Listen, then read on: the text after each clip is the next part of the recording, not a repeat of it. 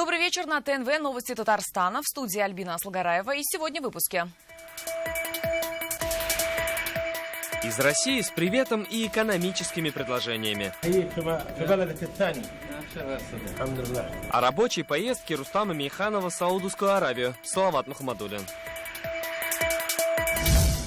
Дело адмирала – это еще начало. Да и перенесли там.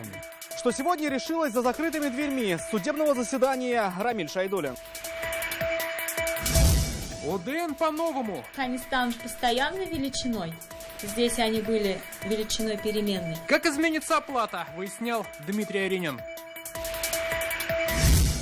Дети не едят, а родители жалуются. Мой ребенок травился один разочек. По школьным столовым прошлась Аделя Кламиц.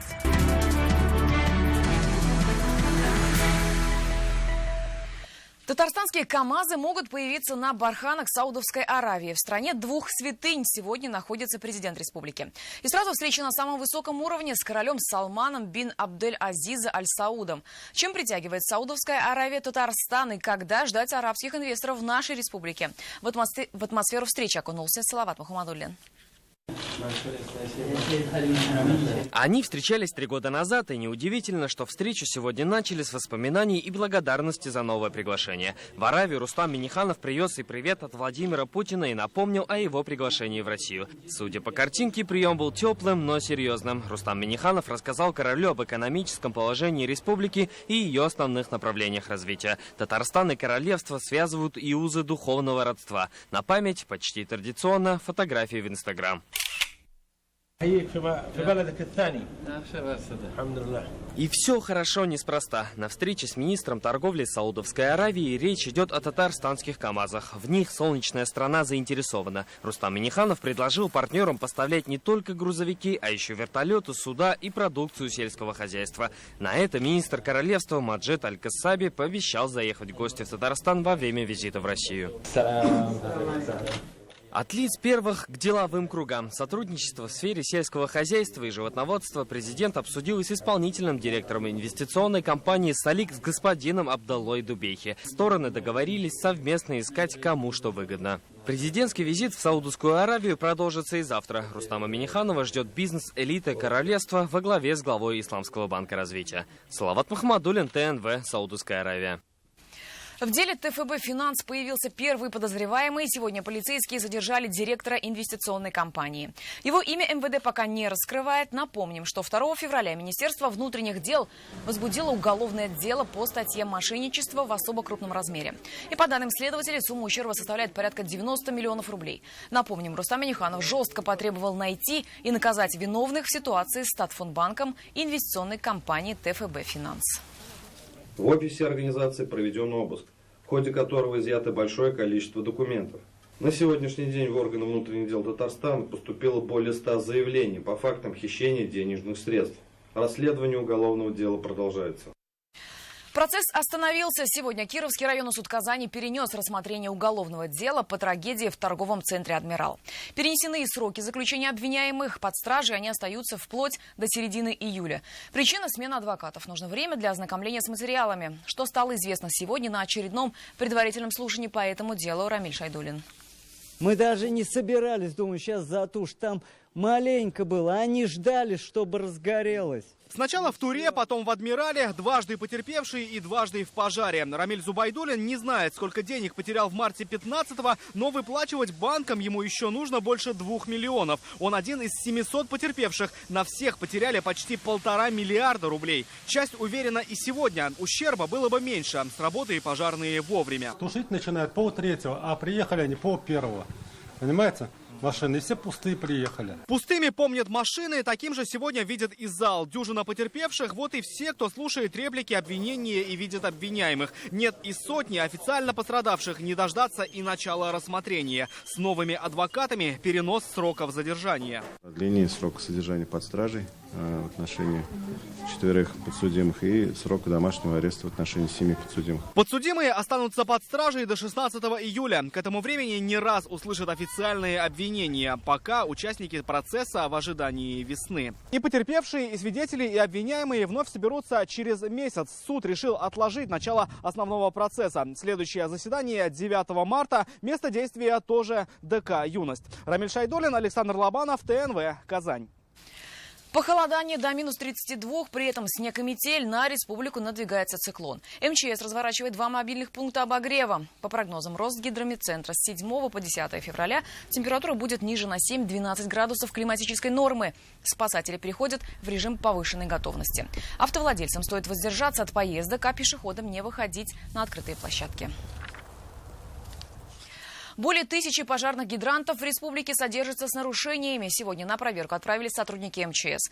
Объектом внимания стали столичные водоисточники поселка Северный. Большинство гидрантов в пригороде оказались под снегом, что мешает следить за колонкой, от которой может зависеть чья-то жизнь. Салават Мухаммадуллин.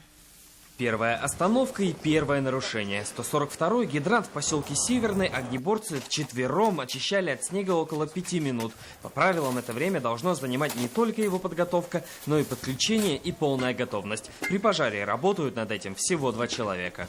Одно из главных замечаний при проверке пожарных гидрантов – это невозможность определить их местоположение. Например, локацию вот этого оставшегося под снегом водоисточника можно понять только по небольшому указателю. Во время пожара искать и выглядывать его у огнеборцев времени нет.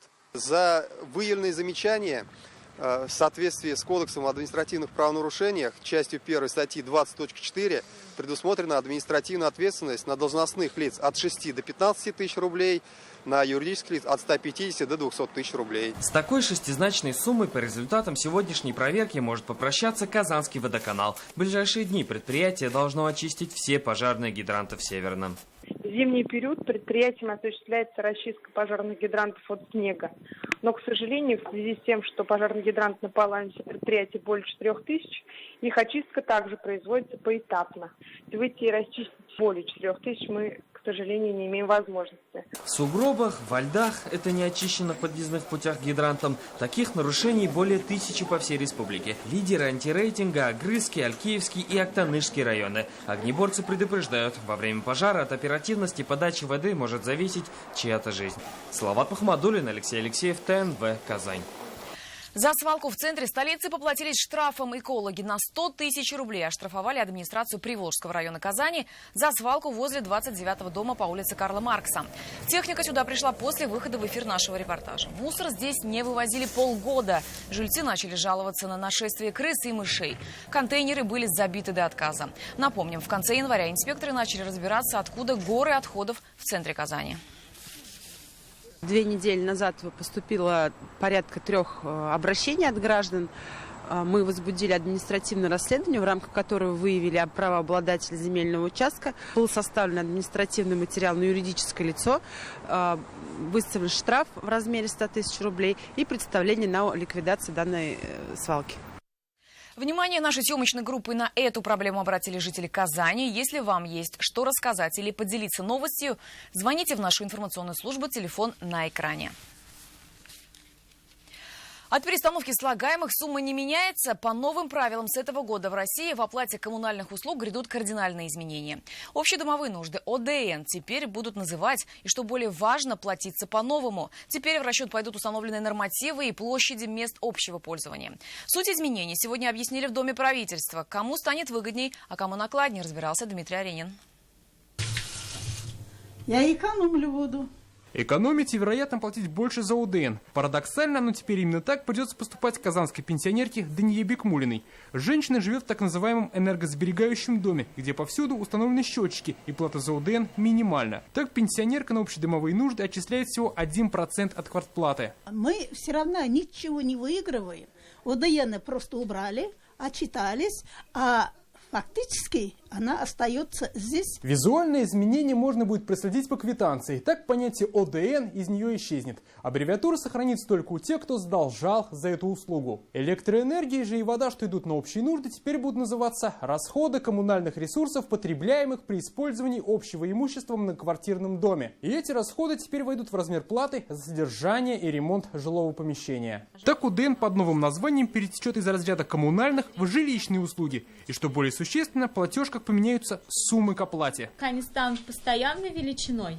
Здесь они были величиной переменной в зависимости от общедомового расхода.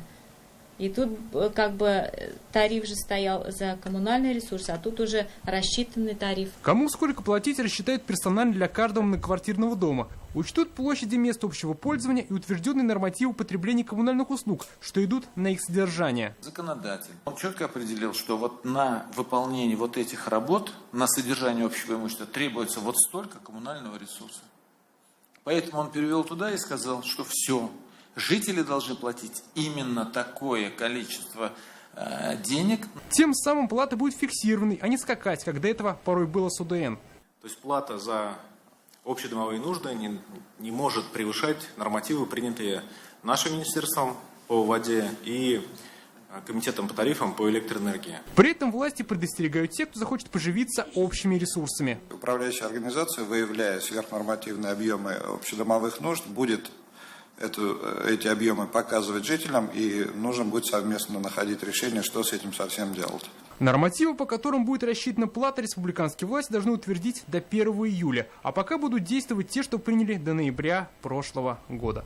Дмитрий Аренин, Рамзиль Гарипов, ТНВ, Казань. Правительство решило отказаться от ограничения сроков бесплатной приватизации жилья. Премьер-министр предложил закрепить отказ от ограничения законодательно. В соцсети Дмитрий Медведев написал о том, что он предложил членам правительства отказаться от ограничения сроков бесплатной приватизации жилья. Цитата: «В ближайшее время мы законодательно закрепим эту инициативу. А сроки бесплатной приватизации жилья не пройдут с наступлением 1 марта, как это было запланировано ранее», написал в Фейсбуке Дмитрий Медведев. Блюда холодные, картошка недоваренная, мясо не докладывают. Более 300 жалоб на школьное питание поступило в Казанский департамент продовольствия только за 5 месяцев. Теперь во всех школах столицы организованы проверки. Напомним, накануне президент потребовал навести порядок в детских садах и школах. Кто уже в черном списке департамента и родителей? Вопрос изучила Аделя Коломиец. Мой ребенок травился один разочек уже. И еда не нравится абсолютно. Мясо пережаренное, запеканка несъедобная. Сын Ирины Камышевой практически отказывается есть в школе. Возвращается голодным, и это за 2000 рублей в месяц, утверждает мама. В другом районе вот проверка была, и питание улучшилось. У нас как бы проверка прошла, и ничего не изменилось. Эти кадры родители сняли во время внеплановой проверки в 55-й школе. В столовой полная антисанитария. В раковинах моют головы, а в тарелках нередко бывают волосы. Директор учебного заведения якобы не видит в этом ничего вызывающего. У вас ни разу не было, чтобы волос в еду попадал? У меня попадал, все может быть. Сегодня мы отправились в эту школу, однако здесь оказались чересчур занятыми, чтобы встретиться с журналистами. У нас семинар сегодня и завтра. То есть никак? Вот эти 2 дня точно подряд. Судя по комментариям в соцсетях, проблем хватает и в других образовательных учреждениях. Ученики 94-й гимназии находят в тарелках волосы, а в 69-й были случаи отравления. Вопрос питания сейчас взяли на особый контроль. Президент Татарстана поручил навести порядок в школах и детских садах. Проверки начались везде. Есть школы, где, конечно, относятся, скажем, не очень серьезно. Вот. Это зависит в первую очередь, конечно, от руководства, от директоров школ. Вторую татарскую гимназию ставят в пример образовательным учреждениям. На кухне идеальная чистота. Блюда выглядят аппетитно. Но главное, что дети ходят в столовую с удовольствием. Всегда все свежее, все хорошее. Всем здесь нравится. Люблю кушать пельмени. А гречка вот с курицей вкусно? Да. Все нравится тебе? Да. Кухонные работники трудятся по 12 часов в день. Получают от 6 до 12 15 тысяч. Вопрос жалования наболевший, говорит санитарный врач. Если будет зарплата, естественно, можно будет требовать качества. Депутаты Госсовета нашли свое решение этой проблемы – создать единую республиканскую программу, которая будет контролировать школьное питание. Обсуждение проблем школьного питания в парламенте продолжится осенью. А пока за качеством будут следить ревизоры местного департамента продовольствия и докладывать о переменах руководству республики. Адель Кламиц, Андерсен Тальцев, ТНВ, Казань. Это новости на ТНВ и далее в программе. Сдаться в срок. Должна быть обозначена, когда объект будет сдан. Есть. Как обновляется Свияжск, оценила Лина Зинатуллина.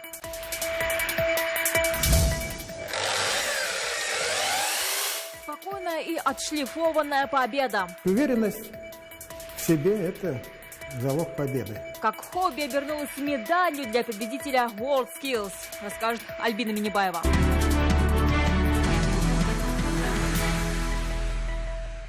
Белому барсу четверть века. Сегодня в Татарстане отмечается юбилей герба республики. Его приняли 7 февраля. Сегодня об истории главного символа рассказали в Музее государственности Татарстана. Сергей Хайдаров об исторических деталях события. Он был на древних булгарских эмблемах. История гербов берет свое начало еще с древних времен. Придуманы они были для того, чтобы участники сражений могли отличить врага от своих. Теперь гербы и сложнее, и креативнее. А наш барс, по мнению специалистов, еще и самый молодой символ государственности. 25 лет для герба – это практически детский возраст. То есть, если мы даже возьмем, скажем, герб Казани, столицы Татарстана, то он, как минимум, его первое официальное изображение относится к середине XVI века. Именно так выглядел герб тогда еще татарской СССР, который был принят в 1937 году. И несложно догадаться, что этот герб является практически точной копией герба СССР того года. И лишь в 1992 году, 7 февраля, был принят новый герб с изображением белого барса, который так полюбился татарстанцам. Но даже у него были конкуренты. Среди претендентов на право стать гербом республики были и голова волка, и зеланд, и даже башня Сюмбике. Но повезло крылатому барсу, а все потому, что в гербе самое главное, что он символизирует. Олицетворяет собой мудрость, силу, независимость. Именно таким и представляют крылатого барса в России и за ее пределами. Сергей Хайдаров, Марат Саидгараев, ТНВ, Казань. На Островграде появилось свое пожарное депо, так что безопасность культурному наследию обеспечена. Горят пока только сроки. Уникальный музей археологии дерева должны сдать уже в марте. Ускорить работы, закончить в срок и не допустить долгостроя. Новые объекты Свияжска сегодня осмотрел государственный советник республики. С графиком сверилась и Лина Зинатуллина. График, все. Никаких разговоров. Сроки сдачи не срываем. Это первое, на что Минтимер Шаймиев обращает внимание строителей. Единственный в России музей археологии дерева, о котором говорят уже 4 года, должен быть сдан в марте. Экспонатами станут остатки уникальной деревянной застройки XVI века. Ее нашли при раскопках. Минтимер Шаймиев был конкретен. Музей не может стать долгостроем. Да, затраты там немалые, объем работы большой. Сегодня там долго задержались и по делу. Ругался, может быть, отчасти. Это все связано с тем, что хочется, чтобы быстрее его ввести в строй. А этот памятник архитектуры – дом Крылосова. Еще в начале XIX века Казанский императорский университет курировал расположенное здесь уездное училище. И вот на здании вновь развивается университетский флаг. Здесь появился учебный центр КФУ. Здание сегодня официально передали университету. Здесь будут проходить практику студенты-археологи, историки и химики. Свияжск – кладезь археологических находок. И вместо того, чтобы везти ценный груз в Казань, изучать и реставрировать его ребята смогут на месте. Древесина, это текстиль, это кожа, то, что в большом количестве было найдено вот именно у нас. Здесь будут проводиться занятия с детьми, которые здесь живут и обучаются в местной школе. Здесь будут проводиться мастер-классы для тех туристов, которые посещают. Здесь будут локализоваться художники, мастера, все те, кто занимается реставрацией. Скоро после реставрации откроют и новый музейный комплекс. Он находится в ремесленной школе. В зданиях XIX века заработает художественная галерея, туристический центр и музей православного искусства. А чтобы труды строителей не пошли прахом, на острове Граде появилось и собственное пожарное депо. Безопасность культурного наследия теперь обеспечивают своя пожарная машина и круглосуточные дежурные. Лина Зинатуллина, Амир Залюшев, ТНВ, Свияжск. Не рисковать, а страховаться. Сегодня в Госсовете вспомнили печальный опыт 7-летней давности. Тогда из-за засухи Татарстан ощутил дефицит продовольствия. Впредь такого быть не должно. Депутаты обсуждают проект республиканского закона о продовольственной безопасности. Обсудили и безопасность на дорогах. Будут увеличивать штрафы за ряд нарушений. За какие? Далее в репортаже.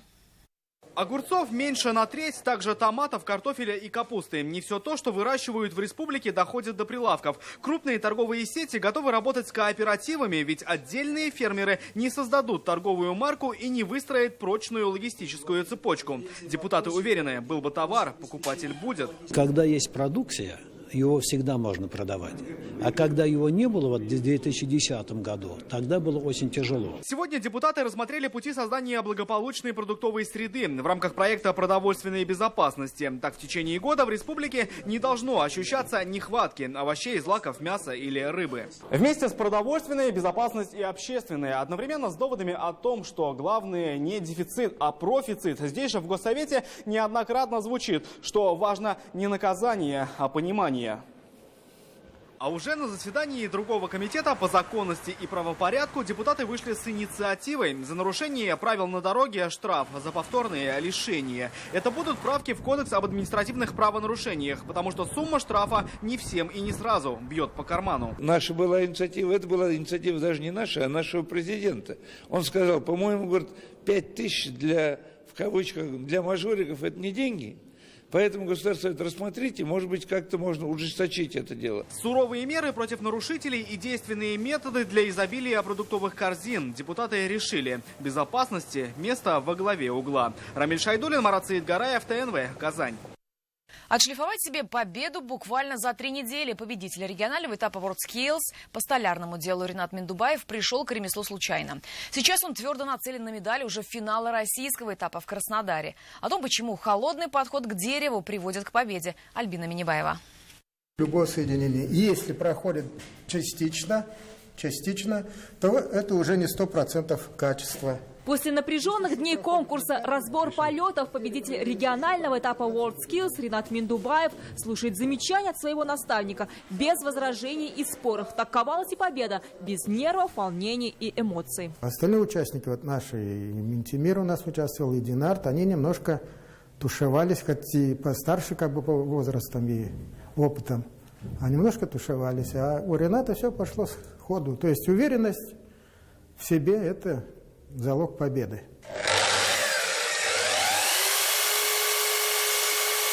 Спокойствие и терпение дают Ринату делать максимально точные детали из дерева. Заниматься столярным ремеслом начал здесь же во время учебы. Но чтобы хобби обернулось медалью, такого точно не загадывал. Не знаю, сначала не нравилось, я хотел на блицовочную там. Потом что-то заинтересовался деревом как-то. И все это мне начало нравиться. Когда я с Ренатом познакомился поближе, оказалось, что он подходит по всем параметрам. То есть у него есть голова, есть современные свежие мозги, есть руки, есть трудолюбие, есть все практически. Сейчас он уже оттачивает изделия из финала. К слову, на полуфинал в Москве задание еще не получили. Цель у Рената одна – победить ни больше, ни меньше. Знаю, хочу победить все. На руках Рената медаль регионального этапа WorldSkills. Если повезет, то будет и российского. Альбина Минибаева, Андерсен Тальцев, ТНВ, Казань. 35-й оперный форум имени Шаляпина в самом разгаре. Каждый вечер яркие и любимые постановки и несмолкаемые овации.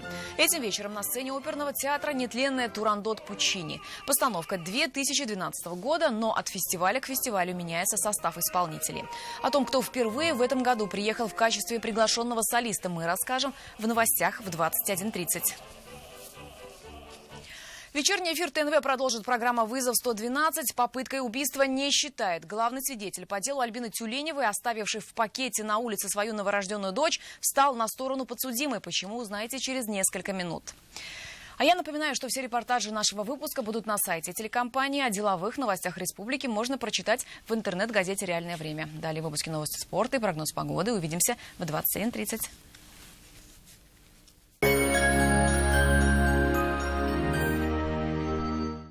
Иногда ипотека бывает неподъемной. Мы подготовили для вас отличное предложение. Квартиры в ипотеку от 8,49% в новом жилом комплексе «Садовое кольцо». Акташ Инвест. Доверьтесь нашему опыту. Акция только в феврале. Газобетонные блоки по 2 800 рублей кубический метр и кирпич по 8,24 рубля штука. Хранение до конца мая бесплатно. Начни неделю с газетой «Метро Казань». Читай вместе с Москвой, Парижем, Лондоном и Римом. «Метро Казань». Читаешь ты, читает весь мир. Елена Фурс. Лучший выбор шубы с выгодой 50 тысяч рублей. И при покупке шубы любой жилет за полцены. Меховая фабрика «Елена Фурс» в Меге. В клинике Медел уникальное лечение варикоза ног на любой стадии. В клинике Медел уникальное лечение варикоза ног на любой стадии. Сувар Холдинг объявляет старт продаж. Жилой комплекс «Дом» на ВДНХ. Для тех, кто настроен на долгую и счастливую жизнь. 526 55 55.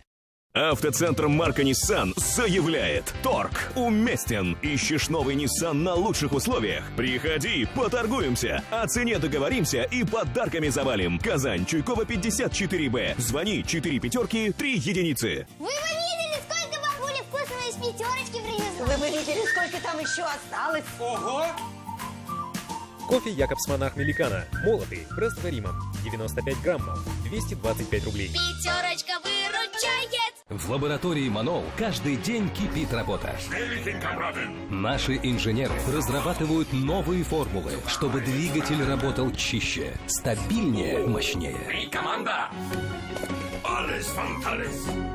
Только в феврале «Лада Веста» с выгодой до 56 900, «Лада Гранта» до 87 900 и «Лада X-Ray» до 109 900. Подробности на сайте parus.lada.ru. Автоцентр «Парус». В поисках выгодного предложения ипотеки вы обходите много адресов. Заоблачное, высокое, среднее, рыночное. Но если вы ищете низкую ставку, запишите. Выгодная. Банк Аверс. Здесь живет доступная ипотека с государственной поддержкой. Банк Аверс. Доступная ипотека здесь. Татар эстрадасының үткәнен зурларга, бүгенгесе белән сыкланырга, киләчәге белән танышырга телисезме? 25 февраль көнне Пирамида концертлар залына килегез. Болгар радиосы милли музыкаль премиясын тапшыру тантанасында очрашканга кадәр.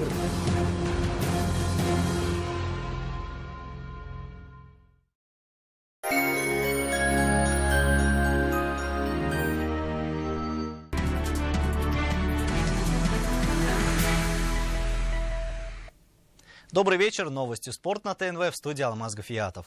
Сборная России досрочно выиграла общекомандный зачет Всемирной зимней универсиады в Алмате, завоевав 27 золотых, 25 серебряных и 15 бронзовых медалей, при этом побив рекорд игр по количеству наград высшей пробы. За второе место будут бороться хозяева турнира и южнокорейцы. У сборной Казахстана на данный момент 11 золотых, 7 серебряных и 14 бронзовых медалей. И впереди еще 13 стартов. Порадовали российских болельщиков наши девушки-хоккеистки. Студенческая сборная России завоевала золото зимней универсиады. В финале соревнований россиянки нанесли поражение сверстницам из сборной Канады со счетом 4-1. Таким образом, женская сборная России сохранила статус действующего чемпиона. Отметим, что в составе чемпионок выступила и уроженка Кукмурского района Фануза Кадырова.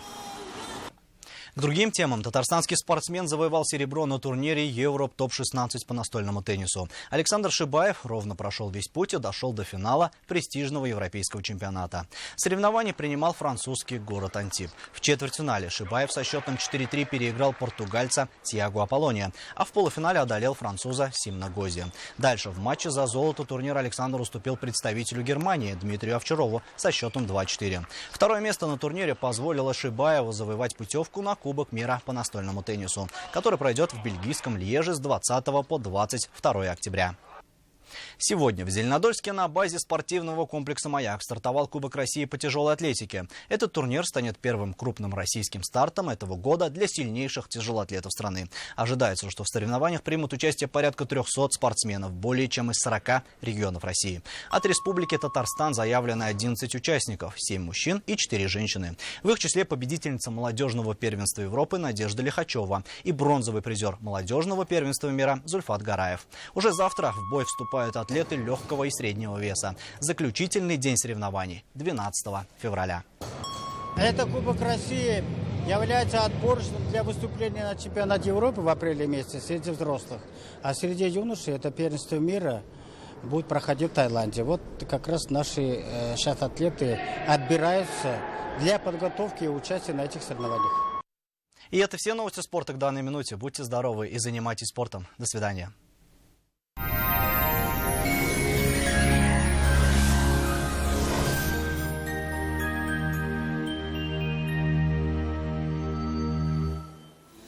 Здравствуйте, поговорим о погоде. В предстоящие сутки в Татарстане заметно похолодает. Осадки будут маловероятны. На юго-востоке республики ночью возможен небольшой снег. Температура воздуха составит до 21 градуса мороза. Днем же ясно, без осадков и около 20 градусов ниже 0. На северо-востоке будет ясно и без осадков. Ночью минус 23, днем же до 20 градусов мороза. На севере республики малооблачно, без осадков. Ночью до 23 градусов мороза, днем же до минус 19.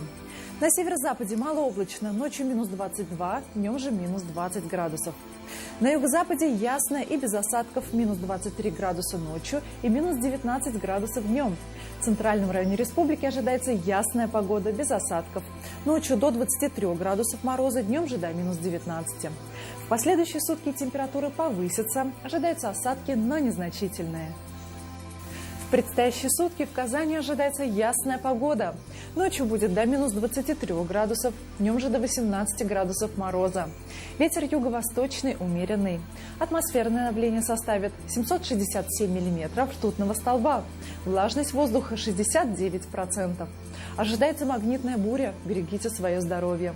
На этом наш выпуск завершен. В студии была Маргарита Павлушина. До свидания.